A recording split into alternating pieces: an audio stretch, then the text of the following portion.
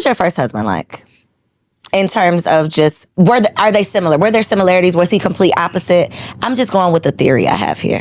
My first husband was white, so let's start there. Let's start there. Let's start there. Okay, wait, what?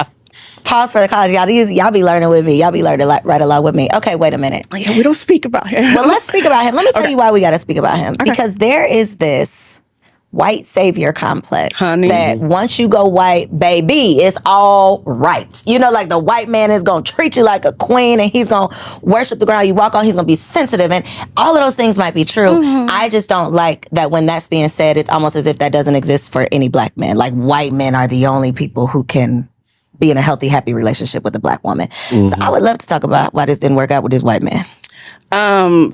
First of all, he was Satan. And so I think, I was young. Okay, that makes a difference. So that's number one. But I think to just, again, full circle experience for me, I was raised by a white man. Okay.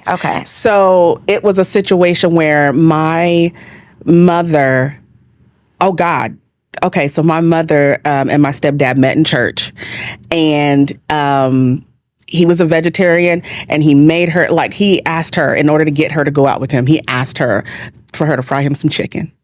And that he was no longer a vegetarian or a vegan after she fried him her chicken, right? That was their introduction, and he took care of her. She had 3 kids of her own and a nephew that she had adopted from my aunt. And so she was single mom raising all of us kids. And this man came in, took care of us and loved on us. Y'all, my mama went to jail. He took care of us while she did her weekends in jail.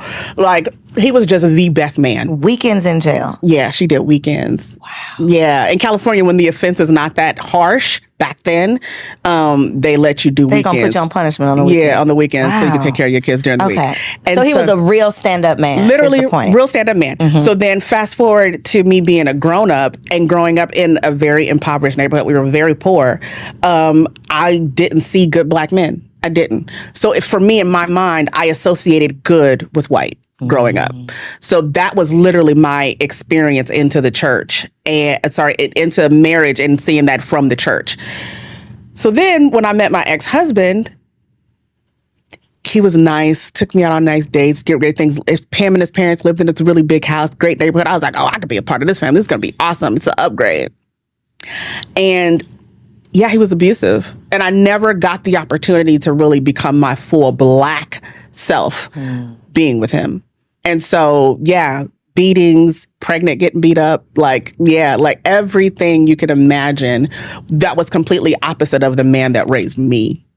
And so that was my first lesson. And number one, you can't use someone's physical appearance and how they look just to identify who that man is going to be in your life. 'Cause listen, y'all can talk about all these black men and they ain't, if you want to, but there's some white ones out there that ain't shit either. It's just people. There are some people that are just not good people. And to lump everybody into it, well, if I just go over here, then I'm going to get everything that I want.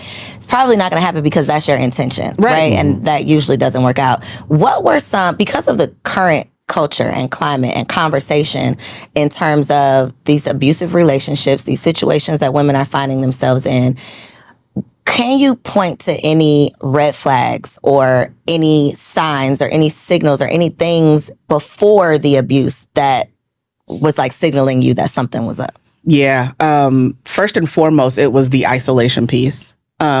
Really wanting me to not hang out with friends or family. That was the number one thing. I was, in California, I got accepted to UNLV, specific program. I was going to go to school, study, whatever. He literally went to my church leaders who were also, that's a whole nother abusive topic as well, went to my church leaders and they basically got in cahoots and kept me from going away to college, that sort of thing. It was, So was it a cult? I was about to say, sounds like a cult. Pretty much. Yeah. I've had conversations with friends that had to go and ask the pastor, am I allowed, can I go to college? And some got a yes and some got a no. And their lives literally were determined in that moment by this man's decision. 100%. That is deep. 100%. Yeah, that's another episode because that's deep. Yeah. That is giving, it's a cult. Wow. What are your parents saying during all of this? they were just as much as invested in the church community as I was. But did they see any of these red flags, or were my stepdad did, actually. He really did. Before he died, like, he would be like, listen, y'all gonna go through and let this girl marry this man, fine. He was like, I'll support it, but there's something not right there. My stepdad caught it, first and foremost. Okay. We have to talk about that again. Yeah.